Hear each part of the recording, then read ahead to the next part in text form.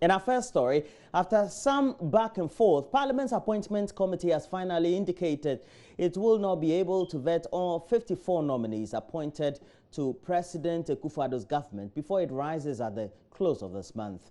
Though the majority had been pushing for the all remaining appointees to be vetted, the committee says it can only do about 90 for now, meaning the president would not have the full complement of his ministers for his government for quite a while. And committee member Al-Hassan Suhaini told Joy News members agreed the rest would undergo vetting when the House returned from recess in the middle of May.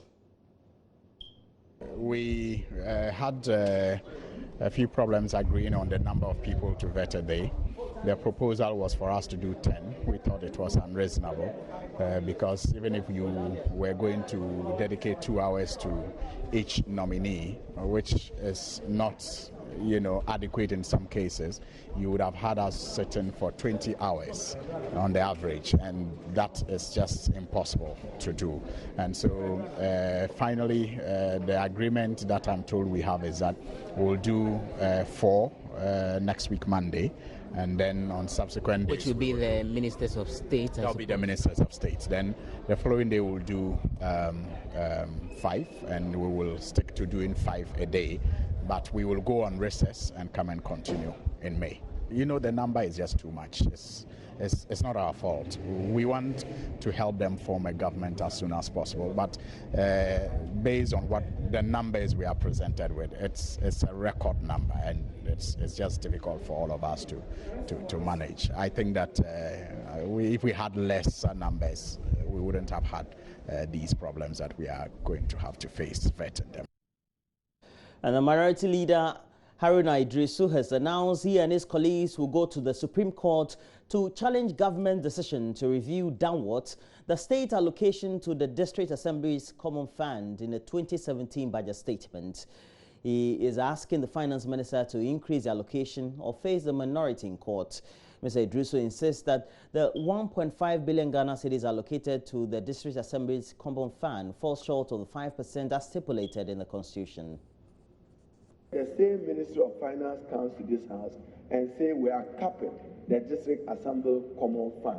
That capping will affect the availability of this $40 million to support as counterpart to get the DDF moving, which we have all been told have proven to be very beneficial and useful in building the capacities and getting the assemblies efficient. Mr. Speaker, and by this 7 notice, that we intend to invoke the exclusive jurisdiction of the Supreme Court on this matter to seek an interpretation of the difference between total revenue as defined in Article 252 of the Constitution and also total revenue as defined in the Local Governance Act 936 of 2016, and then in particular to relate it to the Minister's quest to dedicate 5% of tax revenue. So you have a certain confusion whether it's the Constitution says not less than 5% of total revenue. In response, the minority leader, Deputy Majority Leader Adjo Asafo, challenged the section of the Constitution her colleague MP used to make his point. On the capping of the Common Fund and the enumeration made by the minority leader is taken in good faith, but also to say on point. He made the correction himself when he was doing his submission, that there's no law that pegs the capping at a 5% or 7.5%. There's no such law. It has already been a government initiative and policy on that. The Kufuor administration actually went to 7.5%, but that is not to say it is legislation, Mr. Speaker. We have to put it on record. The minority leader said it, that indeed 5% or 7.5%, it is no law, but he was urging that indeed the capping ought to be done, and we go accordingly, Mr. Speaker. Member of Parliament for Banda, Ahmed Ibrahim, is assuring civil servants, especially teachers, of maximum security at Banda Hinkro, despite threats to attack them by citizens of the area. And the MP consequently appealed to teachers and health workers who are in the constituency who have so far abandoned the town to return to continue to work. The Banda MP, who has been touring basic schools at the area, Banda, encouraged teachers who are still opposed to remain steadfast and carry on with their duties. Nesta Kafri-Ajuma has a lot more. Even though school children in Banda were happy to meet their MP, they were disappointed because their studies have stalled due to the absence of teachers. According to Member of Parliament for Banda, Ahmed Ibrahim, there has not been any ethnocentric attack in Banda throughout his lifetime. He's therefore calling on the people to stay calm as the police stabilize the situation. Most of the teachers who help us to go to where we are now were not from this place. And therefore it will be wrong for anybody to be spreading that allegation. So what the assurance we are giving to the staff is call your colleagues teachers to come back. We are solidly behind you. Nothing bad can happen to anybody here. And if it happens, hold the chiefs and the traditional leaders and the modern governance leaders responsible. We are ready to give you all the necessary support. All the youths, you have their support. And the bad people who are spreading that allegation, I know the good Lord that we are all serving them will bring them out. So don't entertain any fears at all. A Form 2 student of Banda Roman Catholic JHS, Morgan Terrier, says the ethnocentric attack has been a great disservice to the community, affecting especially school children. Our teachers are not around, so we feel worried because all of us are here and we are playing together, laughing together, and we teach us good things. So we are begging them to come back so that the learning will continue.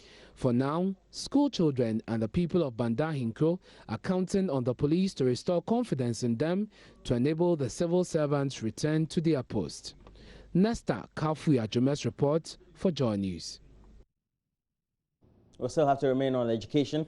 And the Parent-Teacher Association of the Yakoko Presby Junior High School at Nsawam in the Eastern Region is calling on government to fix the life-threatening 6-unit classroom block in the community. The building, which was constructed some 50 years ago, now trembles literally with the simplest touch and spots deep and serious cracks. John News' Latif Idris visits the community and reports that the dire nature of the building means the pupils now have to study outside the rickety structure, where they're still vulnerable in the event the building collapses.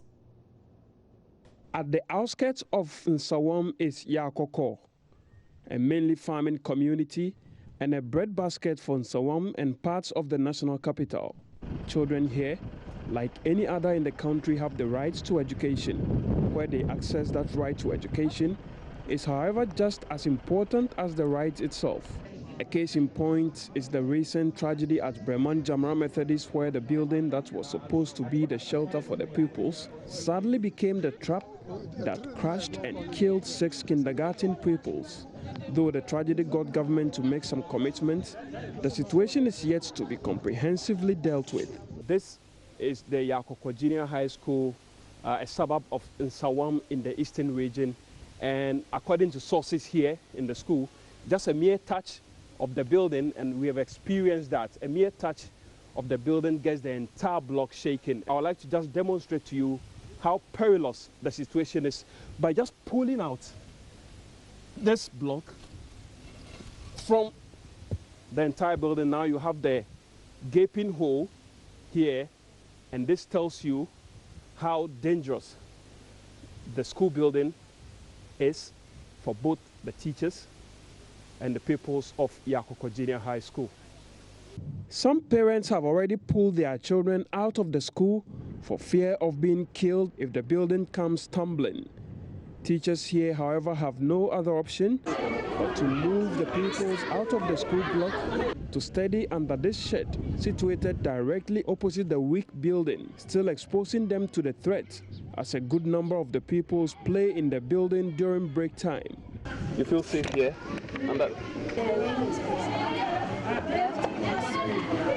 When the rain is falling. So you don't feel safe here too? The parents tell me they feel nervous anytime the children leave home to attend school.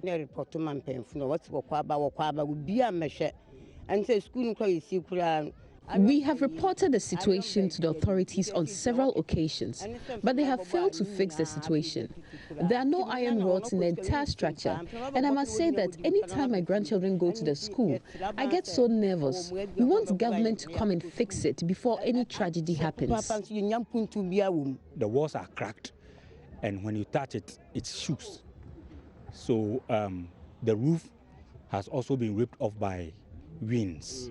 It poses danger because, so far as I'm concerned, when it rains, the whole building shakes, and that, as it happened some time back, just yesterday or 2-3 days ago, if care is not taken, the whole building can collapse on the students. The assembly member of the Yakoko electoral area, Richard Lai, tells me effort to remove the waiting tragedy has not yielded positive results as the assembly continues to drag its feet. Being assemblyman, I've moved a step to the district assembly.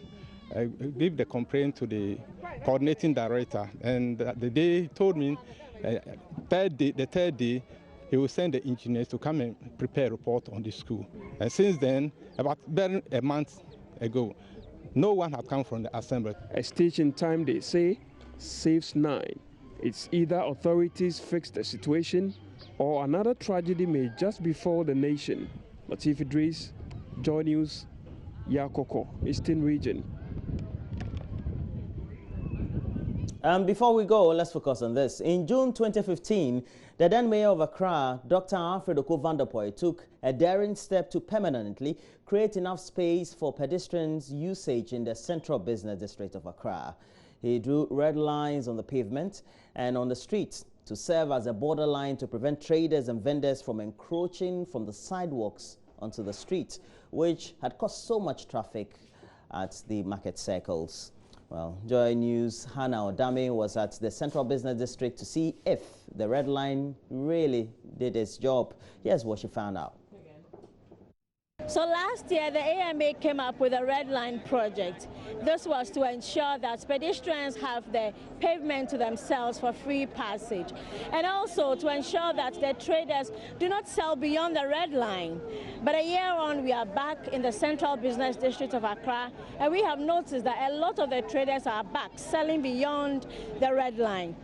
What exactly is the excuse of these traders? Some have disobeyed it, and some are also with a line. Yeah, the people are many, those selling are many. If you tell them come back, they'll tell you that's what they say. But it's with human being. You give them a step, they take it a yard. That's how it is. By you yourself, have you crossed the line? No, you can see my market. I've not crossed it. I'm right at the line, behind the line. If someone push you, you insult the person. And because of our safety, that's why they gave us the line, so that we all sell. So if you cross it, we are crossing the barrier. That's the thing. Like I'm passing by and I hit your stuff, you will insult that's me. The thing. They will insult but you've been giving a red line to, but we don't obey it. So we human beings too, it's from us, our fault. Me, I've been telling them, go use the AMA as favors. First, we will not even put the market. Now they say we should put it. So what are we supposed to do? We should put the market. No, we won't do it. So it's from us too. I just stop. And anyway, no, we all cannot go for shops. That is why we sit here to sell. We try not to sell beyond the red line. This is why the authorities no longer worry us to leave this place anymore. Before the election, they used to seize our items, but since Nanado won the election, no one has come to ask us to leave this place.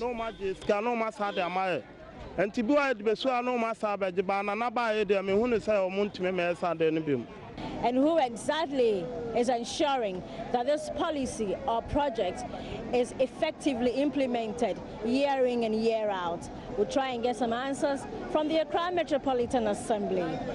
From the Central Business District of Accra, my name is Hannah Odame for Joy News.